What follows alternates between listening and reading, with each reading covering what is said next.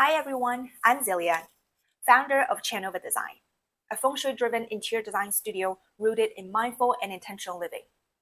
In today's video, I'm going to share with you how I build the brand behind my studio, the meaning of the name Chanova. I'm also going to share with you the 3 lessons I learned along the way. So if you're a creative, a business owner, or someone building something of your own, I hope today's video gives you some clarity and inspiration.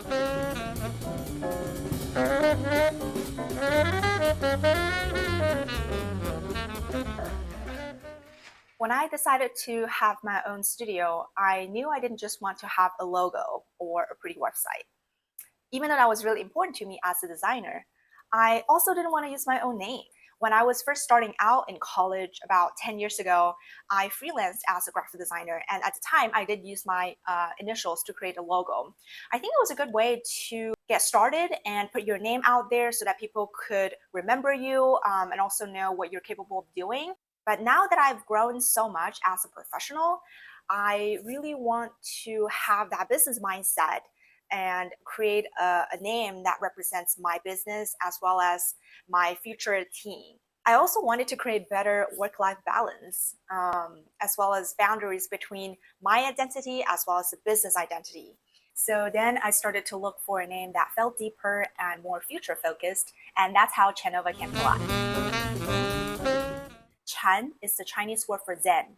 It's a symbol for stillness, clarity, and ritual. It reflects both my cultural roots as well as how I approach design. Now, Nova means new.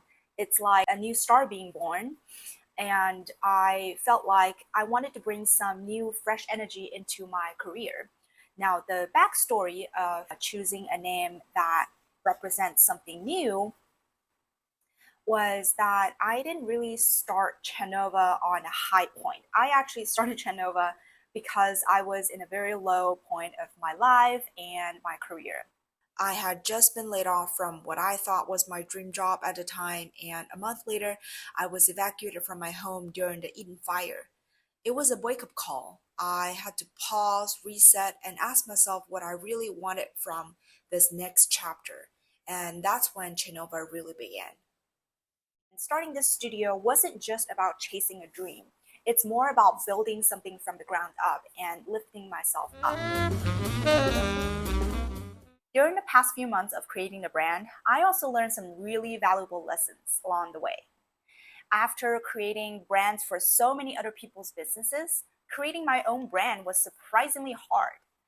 I think part of that is because I had this voice in my head that kept on saying, "You have been trained as a designer, this has to be perfect." And oh boy, that did not serve me well. And here are the 3 lessons I learned along the way. Lesson number 1, clarity comes from doing, not thinking. I spent way too long overthinking and waiting for the perfect idea to show up. I was scrolling through Pinterest, flipping through my design books. I would put sticky notes everywhere, but I was still confused where I wanted my brand to go. And it wasn't until I started to create a mood board and started sketching and writing words, that's when things started to make sense for me. So the clarity comes from doing. The next time when you need a creative direction, start prototyping early on, and you can always revise it later. Lesson number 2, done is better than perfect. I think all the designers out there and architects can probably relate to this. We all have a little bit of OCD developed during our design process. We want every line to align perfectly, and don't get me wrong, I think the eyes for details is actually what set us apart and make us the expert of delivering the highest quality of work for our clients. But when it comes to branding my own studio, I realized that same mindset was actually holding me back. I was trying to perfect every corner of the logo, and it really prevented me from moving forward. So I had to remind myself to step back and look at the bigger picture. It was more important to just put something out there and start moving forward.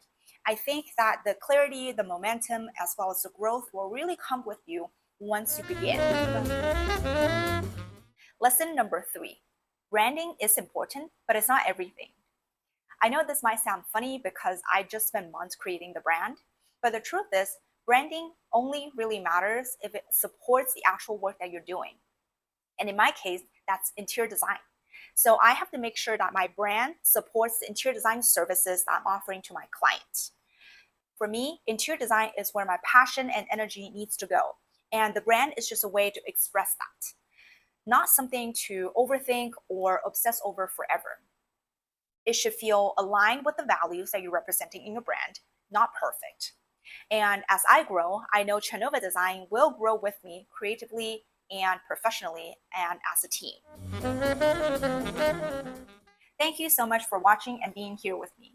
If you're building something of your own, a business, a brand, or a creative project, I would love to hear some challenges and lessons you've learned along the way. Drop them in the comments down below. And if you enjoyed today's video, don't forget to like, subscribe, and follow us on YouTube and Instagram at Chanova Design. You can also sign up for our newsletter at www.chanovadesign.com to get updates on our studio and future content. I'll see you in the next one. Those lines get blurry. Expert of development.